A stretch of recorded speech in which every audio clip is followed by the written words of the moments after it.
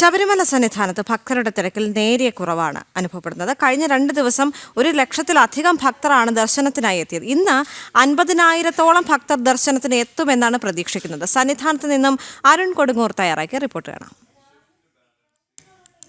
ഭക്തിസാന്ദ്രമായ അന്തരീക്ഷത്തിലാണ് ആ സന്നിധാനവും പരിസര പ്രദേശങ്ങളും ഒക്കെ ഉള്ളത്. എന്തായാലും മഴ മാറി നിൽക്കുന്ന ഒരു സാഹചര്യം, ഇടവിട്ട് മഴ പെയ്യുന്ന ഒരു സാഹചര്യം ഒക്കെ തന്നെ ഉണ്ട്. എന്തായാലും ഭക്തരെ അതൊന്നും ബാധിക്കുന്നില്ല. വലിയ രീതിയിലുള്ള ഒരു ഭക്തജന പ്രവാഹം ഇന്നും സന്നിധാനത്തേക്ക് ഒഴുകിയെത്തിക്കൊണ്ടിരിക്കുകയാണ്. 5 മണിക്കാണ് ഇന്ന് നട തുറന്നത്. നട തുറന്നപ്പോൾ മുതൽ തന്നെ വലിയ രീതിയിലുള്ള ഒരു ഭക്തജന പ്രവാഹം ക്ഷേത്രത്തിലേക്ക് സന്നിധാനത്തേക്ക് അനുഭവപ്പെട്ടുകൊണ്ടിരിക്കുകയാണ്. നമുക്കറിയാം, കഴിഞ്ഞ 2 ദിവസങ്ങളിൽ വലിയ രീതിയിൽ മണ്ഡല മകരവിളക്ക് തീർത്ഥാടന കാലത്തെ അനുസ്മരിക്കും വിധമുള്ള ഒരു തിരക്കായിരുന്നു ശബരിമല സന്നിധാനത്ത് അനുഭവപ്പെട്ടത്. പക്ഷേ ഇന്ന് ആ ഒരു തിരക്കിന് നേരിയ ഒരു കുറവുണ്ട്. ഇന്നലെ വെർച്വൽ ക്യൂ വഴിയുള്ളതും അതോടൊപ്പം തന്നെ സ്പോട്ട് ബുക്കിംഗ് വഴിയുള്ള കണക്കുകൾ കഴിഞ്ഞ 2 ദിവസങ്ങൾ നട തുറന്നപ്പോൾ മുതൽ ഇന്നലെ വൈകിട്ട് വരെയുള്ള കണക്കുകൾ പരിശോധിക്കുമ്പോൾ 1.25 ലക്ഷത്തോളം തീർത്ഥാടകരെത്തി എന്നാണ് ഔദ്യോഗികമായി നൽകുന്ന വിവരം. ഇന്നും 50,000-ഓളം തീർത്ഥാടകർ സന്നിധാനത്തേക്ക് എത്തുമെന്നാണ് നിലവിൽ പ്രതീക്ഷിക്കുന്നത്. അനുസരിച്ചുള്ള ക്രമീകരണങ്ങളൊക്കെ ഒരുക്കുന്ന ഒരു സാഹചര്യത്തിലാണ് നിലവിലുള്ളത്. കൂടുതൽ പോലീസ് ഉദ്യോഗസ്ഥരെയൊക്കെ തന്നെയും